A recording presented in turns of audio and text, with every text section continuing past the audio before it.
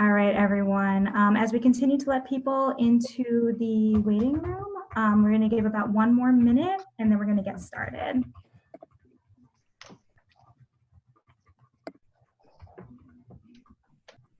Okay, so thank you so much to everyone for joining us. I'm going to begin as a few people still trickle in. They will definitely join us as we go on.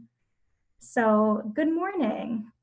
My name is Allie Evans, and I am the Administrative and Exhibit Coordinator at the Center for Holocaust, Human Rights, and Genocide Education, that's Chhange with 2 H's, at Brookdale Community College. Thank you for joining me, and I hope you are all well and safe.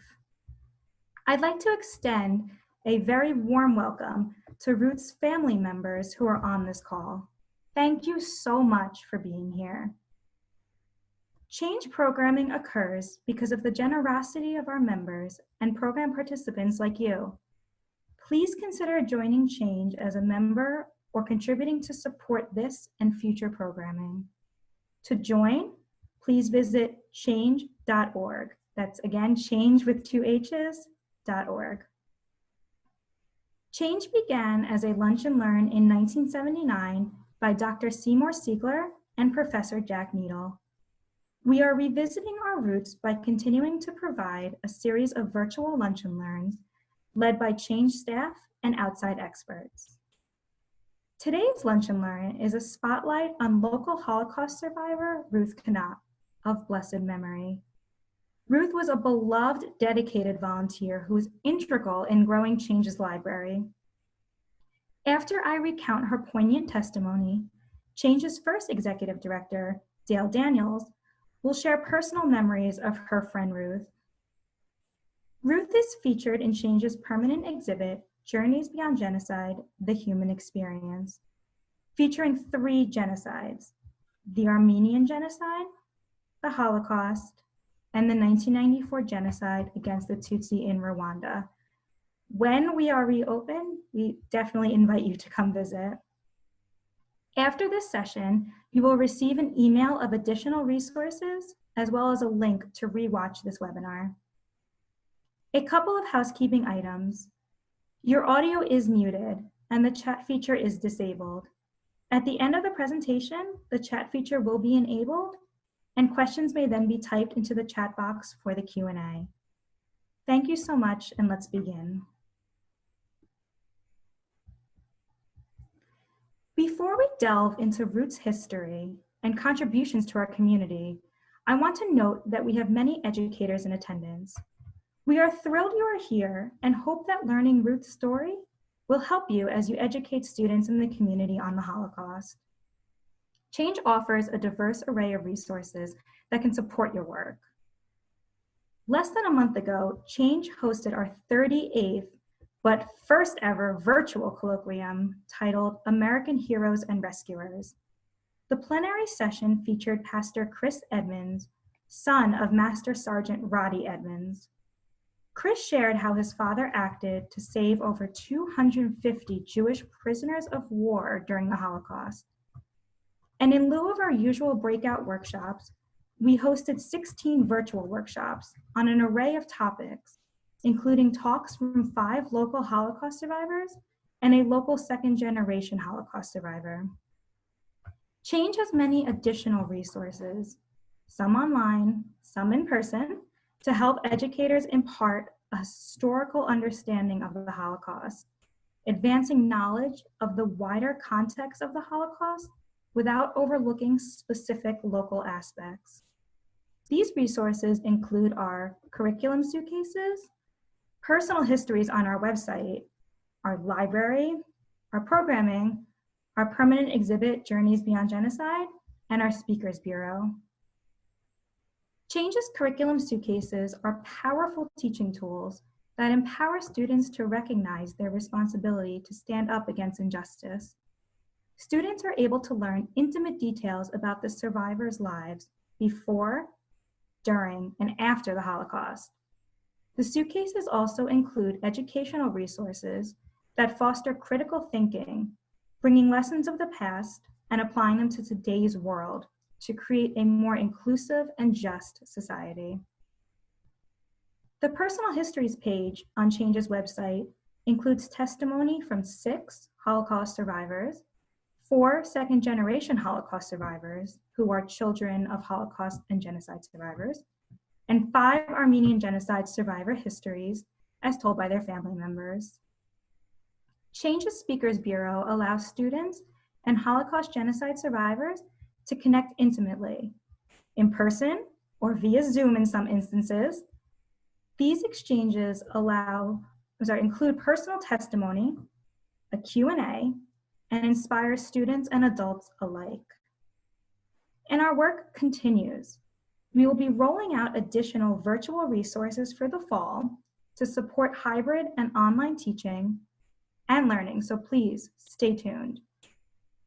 We are here for you and hope you will reach out and work with our educational resources. Links to the resources I have just mentioned will be included in the follow-up email that you should be receiving later today. Please contact me if you would like more information or have any questions or feedback.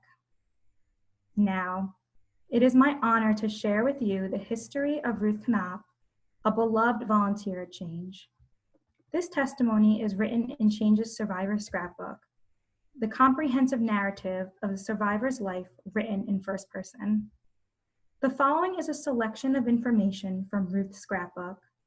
Ruth's scrapbook is an integral part of her survivor curriculum suitcase.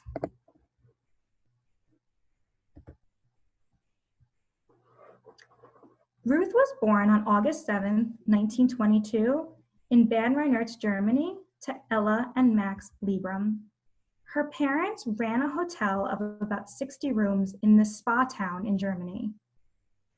Ruth's sister, Elsa, was a year and a half older than Ruth. The sisters are pictured here with their adorable bows on the PowerPoint slide. Growing up, her household included her mother, father, sister, and grandmother, with whom she was especially close. Ruth's childhood home, located in the hotel, was filled with the arts. Her father's hobby was painting, and he used to paint landscapes as well as lovely pictures of Ruth and Elsa. Her mother, whom she called Moody, loved classical music. She played it on their record player, so their home was always filled with music. The hotel main seasons were summer, when tourists would visit to help heal heart ailments, and winter, where snow would invite skiers for some fun. While there were a handful of Jewish people living in their town, Ruth and Elsa were the only Jewish children. There was no Jewish education in their town, so when they were old enough, they were sent once a week to the next biggest town, Glatz, to attend Hebrew school. In 1928, when Ruth was about 6 years old, she began attending public school. Despite the fact that Ruth and Elsa were the only Jewish children attending this school, they had many friends and their parents got along well with neighbors. When Hitler came to power, everything changed. As anti-Semitism increased, Ruth's family faced boycotts, severed friendships, and verbal threats. Following an incident where rocks were thrown at Ruth and Elsa, their parents decided to send them to a Jewish school. Breslau had the nearest Jewish school, but it was 4 hours away by train from their town. Due to this distance, Ruth and Elsa were unable to commute and lived in a small boarding house with other girls who experienced anti-Semitism in their towns. Just 1 year after the sisters left for Breslau, the hotel was taken away from their parents, so they joined Ruth and Elsa. Living off their small savings, Ruth's family was convinced Hitler's reign would not last. However, on November 9, 1938, the November pogrom, or Kristallnacht, took place. Ruth's father was among the up to 30,000 Jewish men arrested. He was sent to Dachau concentration camp. When he returned to the family, he was a broken man. Ruth recounts her experience on the night of November 9th. She says, "That night of November 9th, we at the boarding house were already asleep.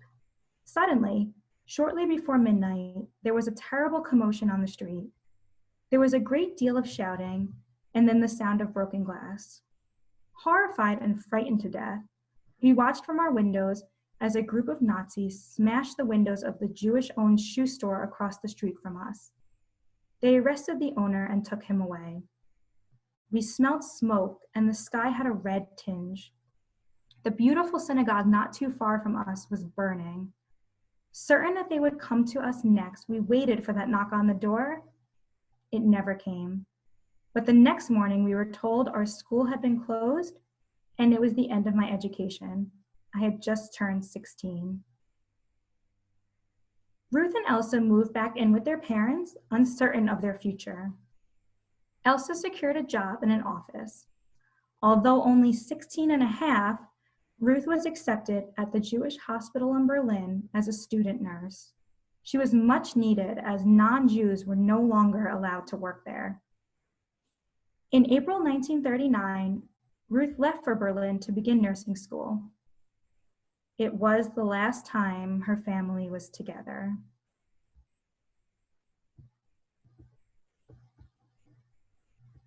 Ruth began nursing school and was restricted from men's floors due to her age.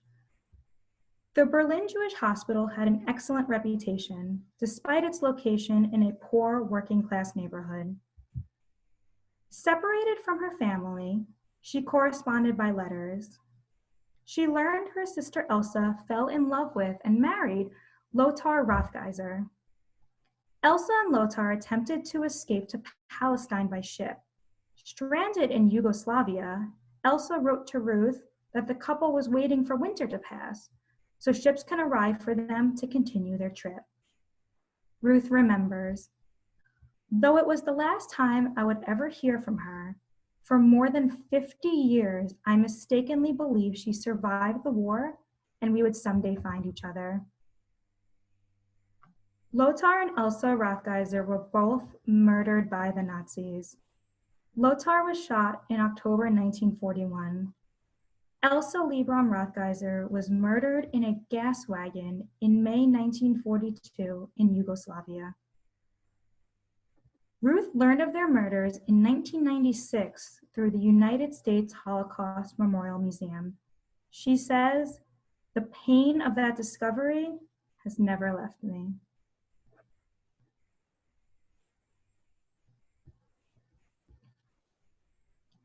Restrictions against Jews in Germany continued.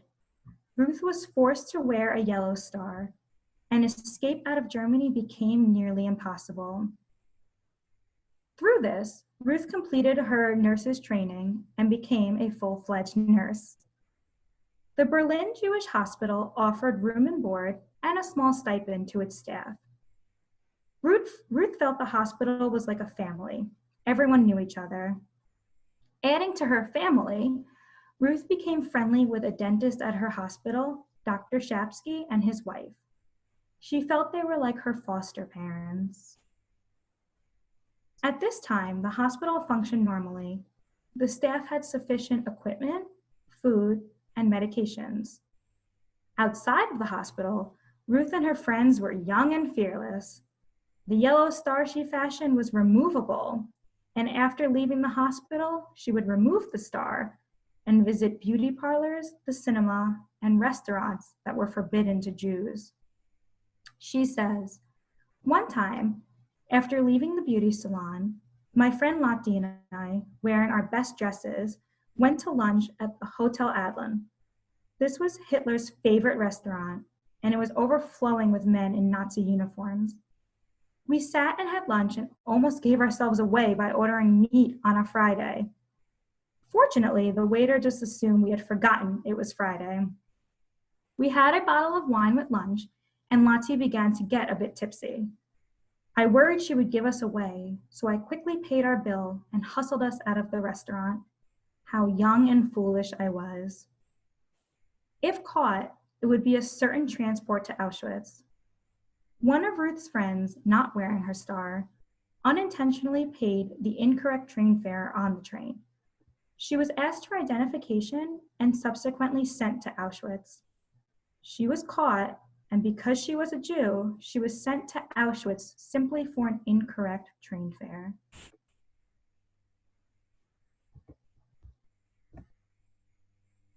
Ruth describes the Gestapo as constant visitors to the hospital, looking for people hiding and rounding up staff and patients.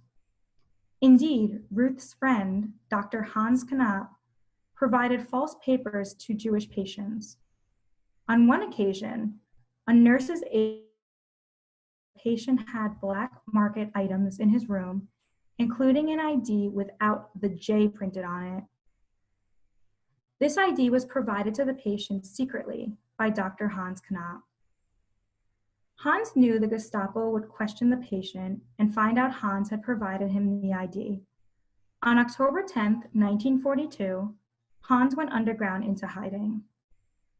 Hans had Jewish and non-Jewish relatives and knew his non-Jewish relatives would hide him, and in this, he was lucky. Ruth called Hans's father and relayed a coded message informing him Hans needed to leave Berlin at once. Ruth assisted Hans's escape on a train, and from that day on, she hated train stations. Restrictions against Jews increased. Now, you could not leave the hospital without a special permit.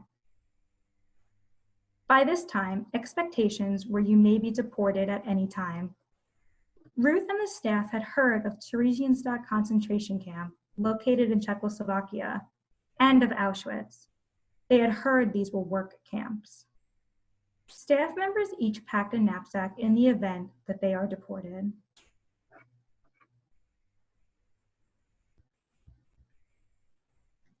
In July 1943, Ruth received a hastily scribbled note from her mother.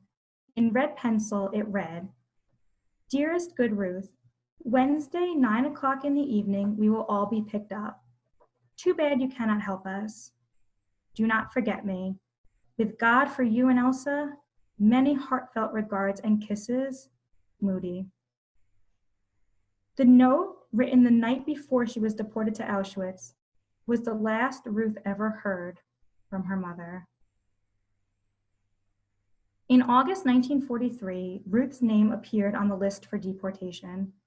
She managed to give her friend the Shapskys family letters, her nursing diploma, and family photos. However, the Shapskys' home was later bombed in the war, and Ruth lost most of her possessions. Ruth was picked up in a truck from the hospital, and her destination was Theresienstadt Concentration Camp. After arriving, Ruth remembers being shepherded into a huge room with artificial light. Her belongings were no longer hers, and she slept on a flea and bedbug-infested mat on the floor. Eventually, as hundreds of prisoners died each day, a bunk became available. Ruth was constantly hungry and dreamed of food. First, she worked building barracks and then worked in the laundry, where she stood in cold water washing the sheets of patients stricken with dysentery.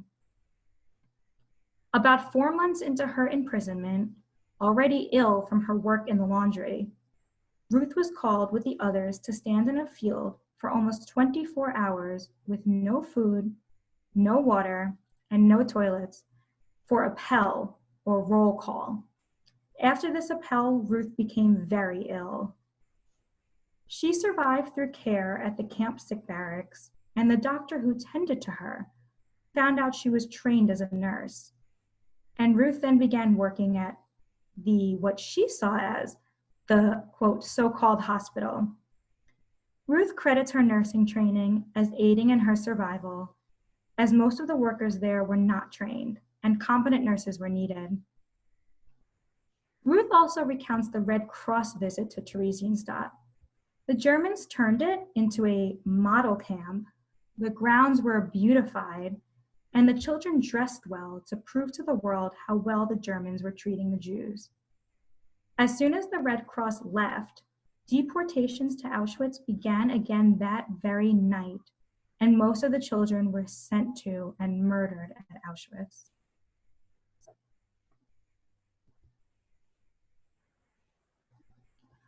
Working hard kept Ruth from thinking too much.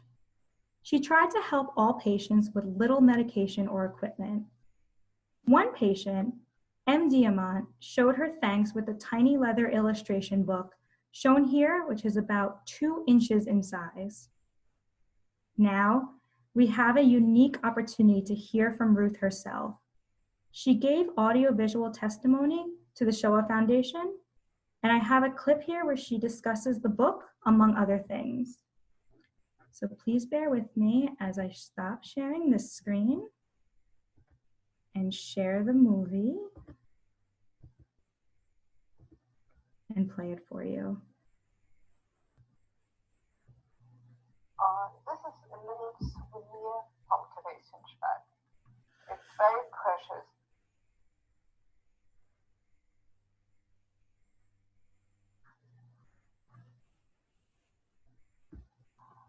One of the doctors came, Eric Springer.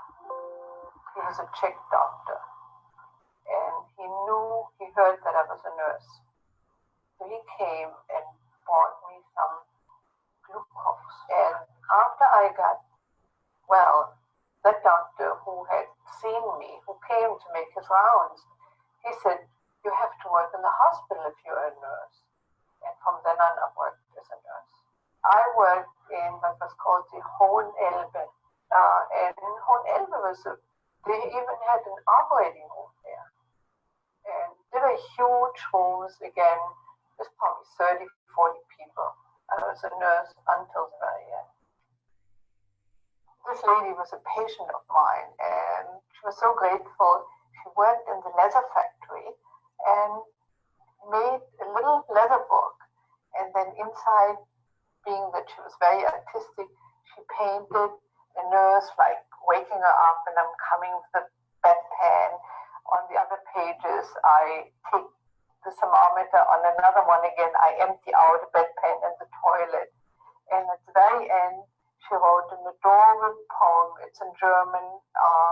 It says like, "I came from Berlin, and now I'm taking care of her in Theresienstadt, and that I was always very helpful and hardworking and a sunshine to all the patients." It's a little poem, because she was so grateful. She signs it at the very end, dass ich in ihrer Pflege stand, that she took care of me. I will never forget, M. Diamant.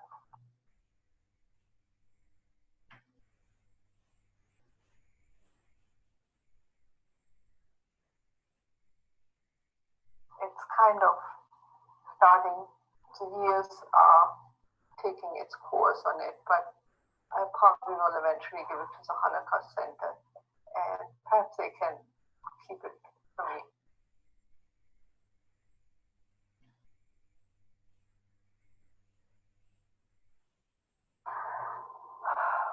To keep an eye open, never to forget, and just don't be hateful. That's the worst part. Hate has done or has brought on a Holocaust, and it's worse. And mainly not to forget. Because if we don't teach us now, if we don't teach it to the students, to the young kids who are the third generation after that is growing up, very soon it'll be forgotten, because we will not be around. So we are about the last ones.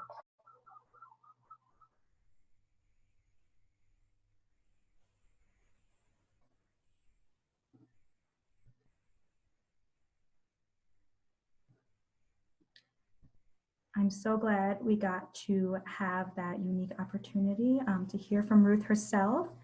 And I'm going to stop sharing this video screen and share my PowerPoint screen once again. Just give me one moment. It's not going on.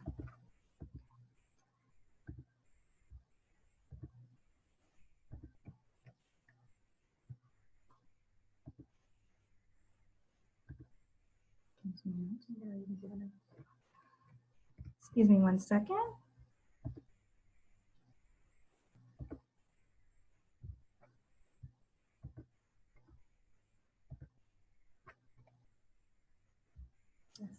Current slide as we go through this. Okay. Are we all back on track here? Perfect. Ruth's skill and kindness while nursing connected with another patient who also did not survive. This patient was married to a man named Gerhard Niebuhr, and Gerhard was supremely grateful to Ruth for her constant gentle care of his wife. One day, the Swedish Red Cross arrived to remove all of the Danish Jews. Gerhard asked Ruth to marry him, offering her his late wife's spot on the transport. And since neither desired the marriage romantically, a rabbi confirmed it would not be binding. The next day, Ruth joined Danish Jews on buses, while the camp orchestra was forced to play. 400 people left on those buses to Denmark, and they were free. However, the trip took several days across war-torn Germany. The buses had to hide amongst trees and watch for bombings. It was very frightening travel. Reaching Denmark, the group saw Germans still officially occupied the land, so they could not stay there. Their trip settled at Malmö, Sweden. When the news came that the war had ended, Ruth was so happy, until she started thinking of her family and who was left alive. At 23 years old, she was alone. She learned that her parents had been murdered in Auschwitz, and it appeared that no one in her family survived. Ruth stayed with a Danish family, Mr. and Mrs. R. Rasmussen, who treated her as one of their own. With their help, Ruth looked to the future. She worked for 2 years as a nurse's aide in a nearby hospital. She considered going back to Germany to search for her longtime love, Dr. Hans Kanap. Her Danish family convinced her not to go. Germany was in ruins, and Ruth did not have the necessary IDs, and if she left, she would not be allowed back in Denmark. Instead, she traveled to Stockholm, Sweden. In Stockholm, Ruth became part of a large group that intended to immigrate to the United States. She arrived in the US in October 1949. Ruth worked hard learning English and became an RN, or registered nurse, at Columbia Presbyterian Hospital in New York, where she worked in the operating room. While working at Columbia, Ruth became very close with Erika Tischauer, another Holocaust survivor. While moving in together as roommates, Ruth asked her male friend to help, and he brought his friend, Manfred Rosenthal. Erika and Manfred were soon married, while Ruth served as maid of honor at their wedding.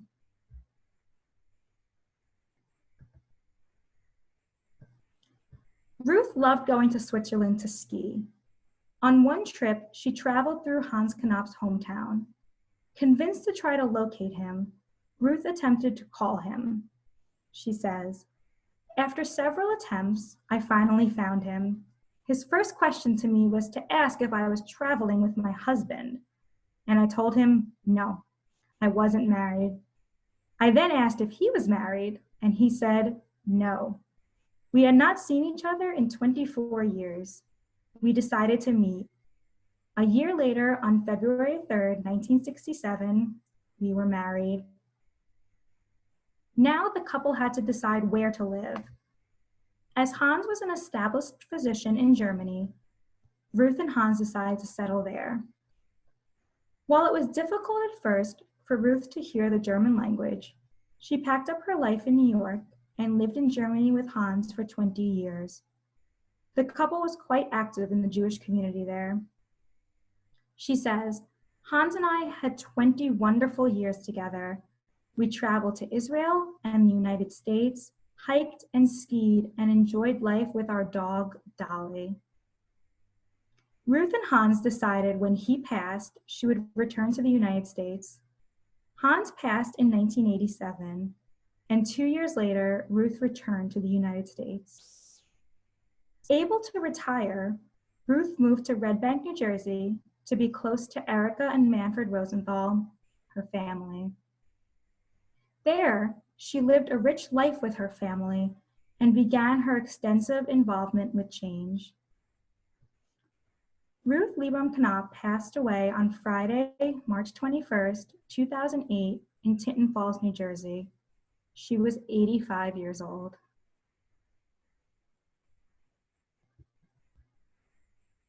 Thank you so much for listening to Ruth's personal history.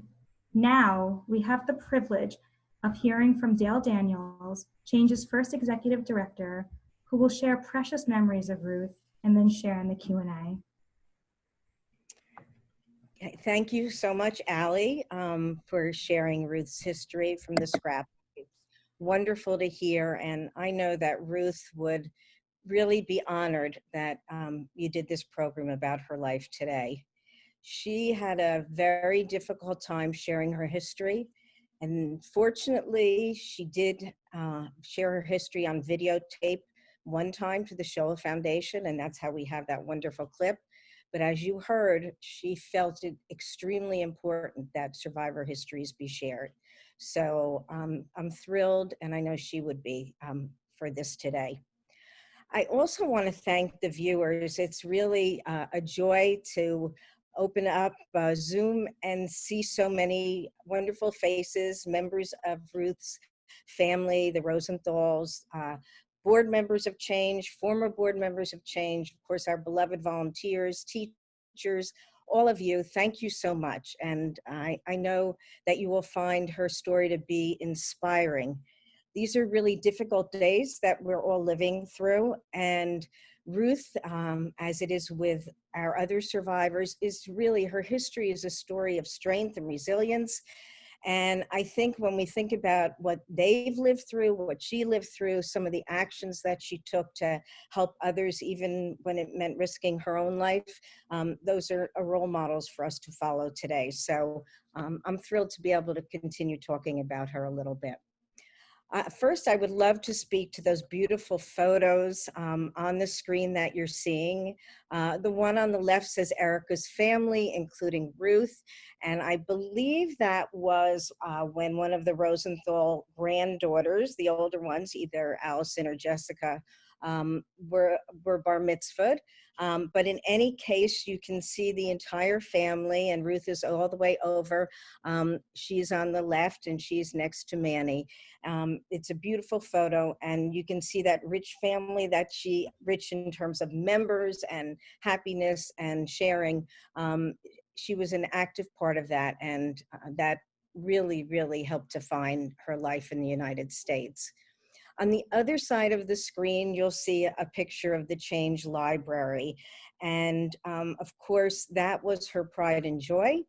And I just want to speak a little bit to how Ruth got to be our librarian at Chhange. As you all probably know, or maybe not, I should say, our center was founded by Dr. Seymour Siegler and Professor Jack Needle and Dean Norma Klein in 1979. Jack and Cy were incredibly motivated, moving Holocaust studies forward at that time, and they collected books and books. I mean, the center literally started as a shelf of books.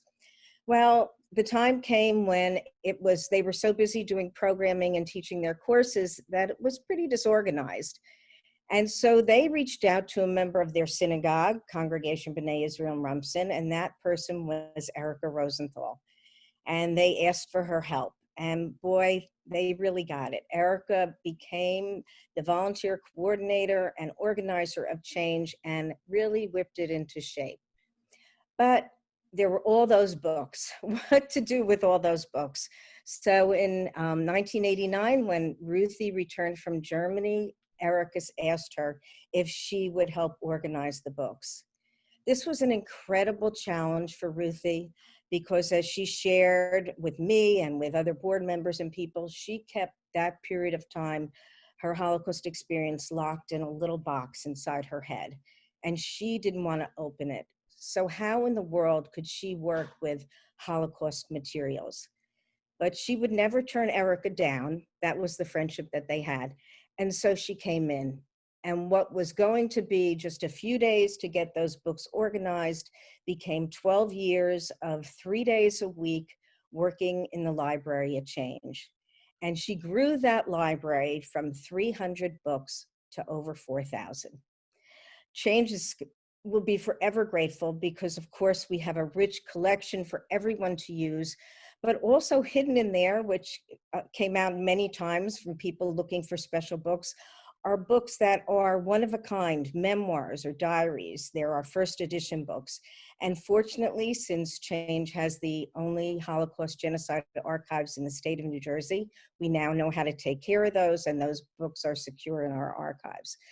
Our library's grown to over 6,000 books, so it's a wonderful place to visit and learn much more about survivors.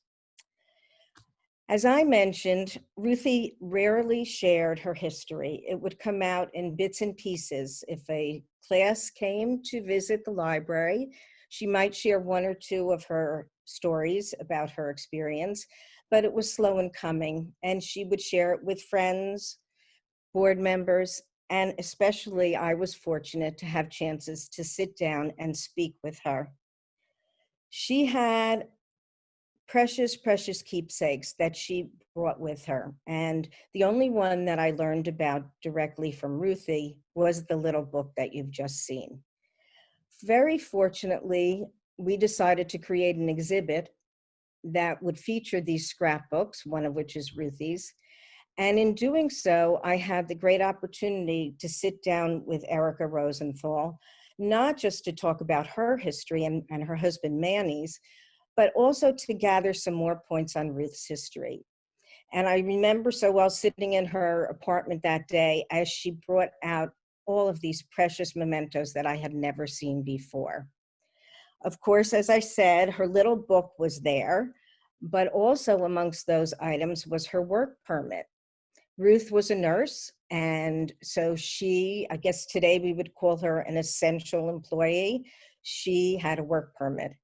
And that on several occasions helped her because the Germans would often go around and pick up people off the street, ask for their papers. If they were Jews, they would be deported. She was questioned, but she had her work permit.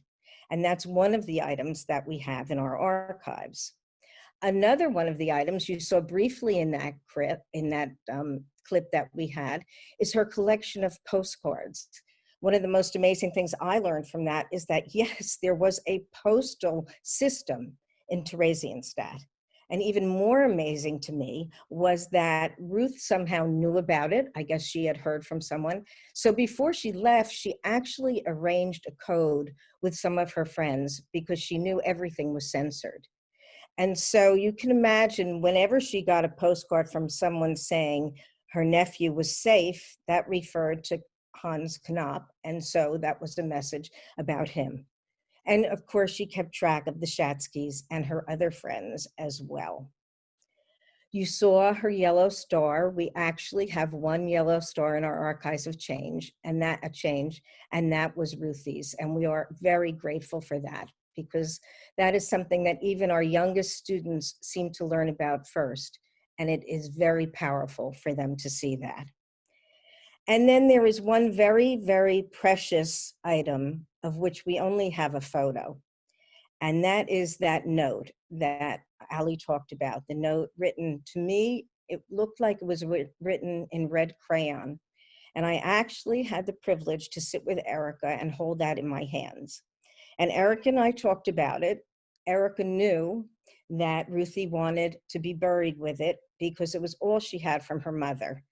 And yet Erica, who felt so strongly about teaching our children, also knew that it would be a very, very powerful archival object for our students to see.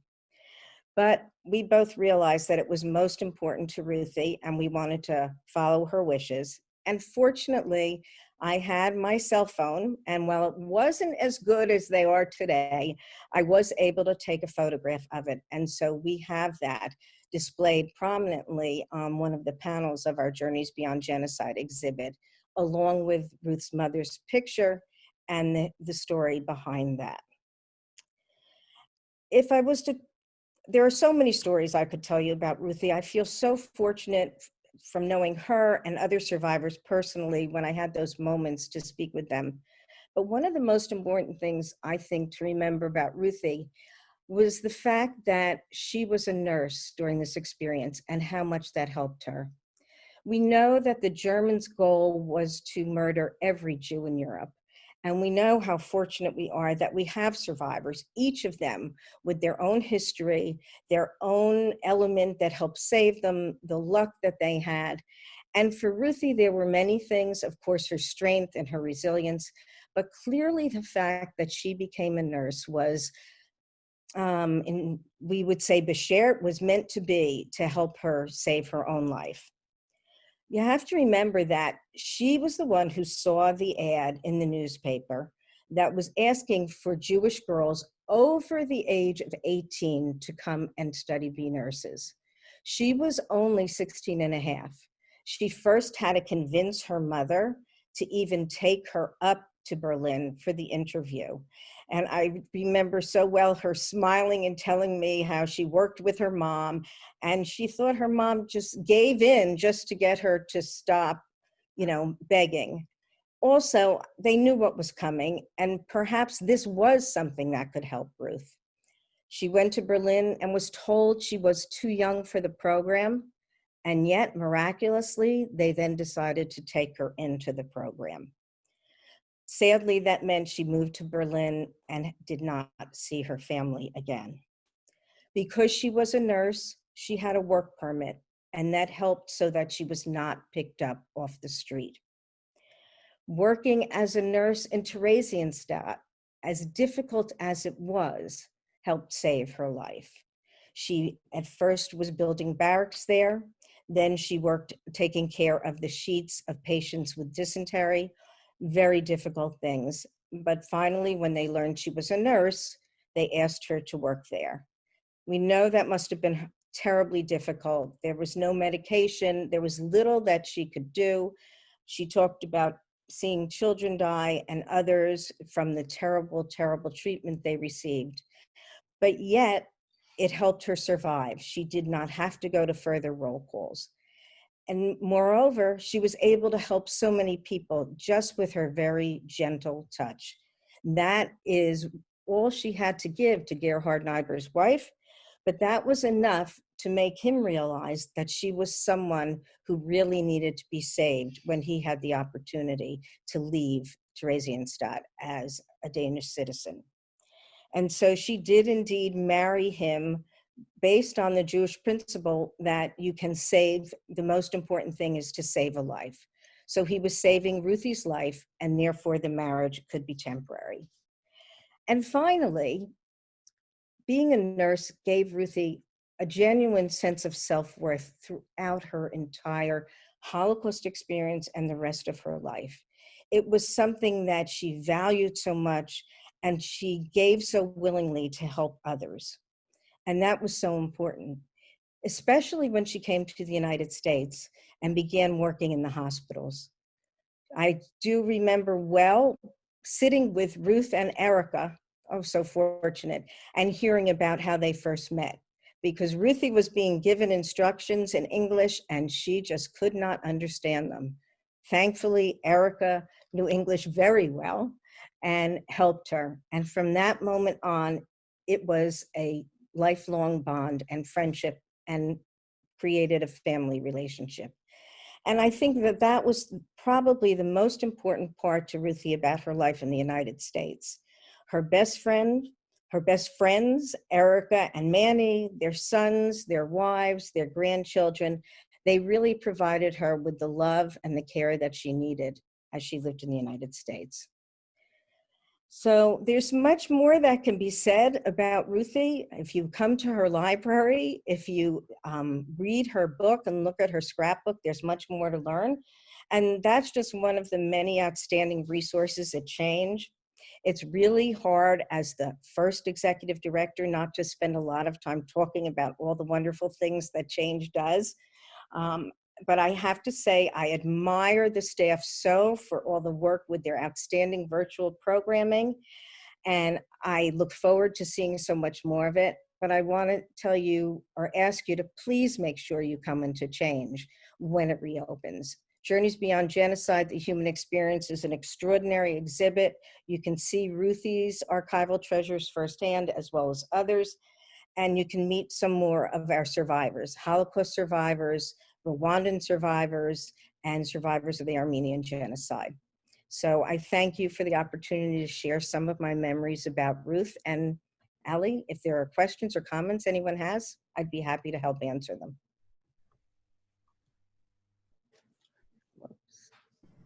Great, thank you so much, Dale. I know that we want to hear a few more hours of stories. I hope that you don't have any plans for the rest of the day. I'm just going to move on here as we go to Q&A. As you begin to type your questions into the chat box for our Q&A, I wanted to quickly remind you of our upcoming Lunch and Learns for June and July. LGBT Heroes in New Jersey, led by our program manager, Nicole Rizzuto, is on June 24th at 11:30 a.m.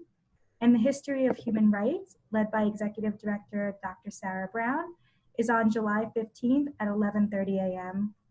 Thank you again so much, Dale. Thank you, Sarah, Nicole, everyone who worked on this with me to present Ruth's history. And Sarah, if you'd like to begin Q&A. So everyone will see there is a chat function that's a part of Zoom, and I've sent a message to everyone just to let you know that we're going to open up the chat function for anyone who may have any questions about Ruth or about Chhange. So if you have questions, do put them there. If you're experiencing any difficulties with that and you're on the video, you can also wave to us and we'll try to get your questions that way. Just send up smoke signals, we'll find you.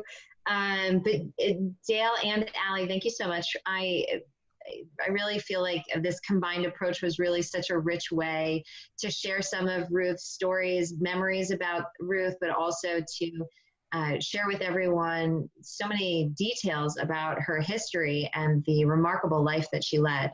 I'm looking forward to a day where we can welcome everyone back to the center, and there you would be able to see this library that that Ruth played such an important and elemental role in developing. There's now over 6,000 texts, and I feel like I have to acknowledge that it's probably not as neat as it was when she was in charge, but we are going to clean it up.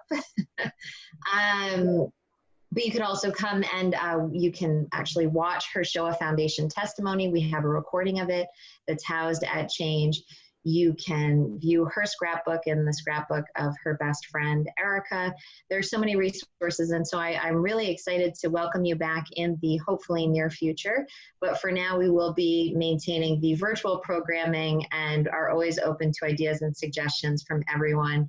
If you have something that you want to learn more about or a story that you want us to share, please reach out to us. Oh, and I should note, we also have Manny's. Yes, we have Manny's scrapbook as well. So if you have a question, either raise the hand and I'll look for you, or, oh, I see Maud and then I see Helen. So, okay, let's do it that way. Maud, I'm going to unmute you. One sec, Maud, it's not working. Let me try one more time. Go ahead, Maud. Hi, I just wrote in the chat also. I was very fortunate to be able to take Ruth back to Theresienstadt many years ago, I think, because I lead the Holocaust Commission trip every year. And Cy, Jack, Jane, and Ruthie came on the trip. And it was her first time back in Theresienstadt.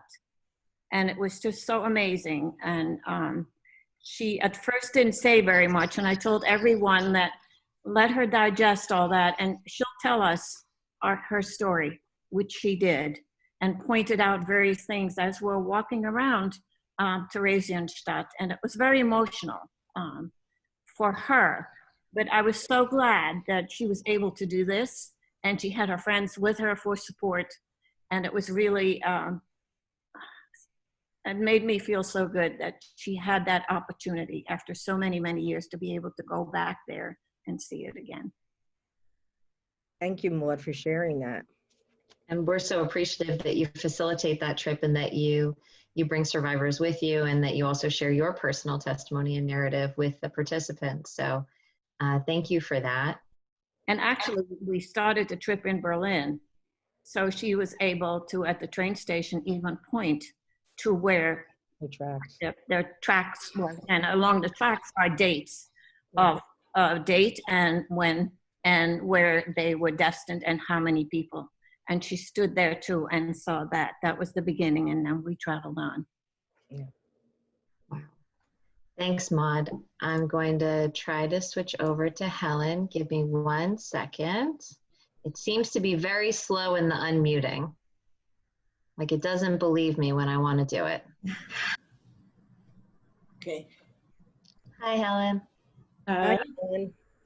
Okay, I just want to say thank you for a beautiful program to Ali and Dale.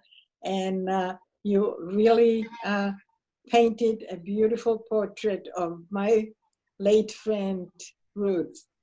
I met Ruth, I guess, in the late 1980s, thanks to Cy Ziegler. When I retired from Monmouth College, I went to Israel on a trip that Cy had organized, and we had a wonderful time. When I came back, I did a little volunteer work at the Holocaust Center, and which was at that time in one room at Brookdale College, and there were books all over, and I actually started to try to organize it, but I was not totally committed. I used to go just once a week and sat in the afternoon and try to make a little order there. Anyhow, one day I met Cy and he said, there is a woman I would like you to meet, somebody who also was in Theresienstadt, because that's where I spent 3 years. And so he introduced me to Ruth, and it was, of course, a friendship from the very beginning. And I was very, very impressed and very fond of her. And we spent many wonderful times together. So this was a real pleasure to see her again and to remember her the way she was, a very special person.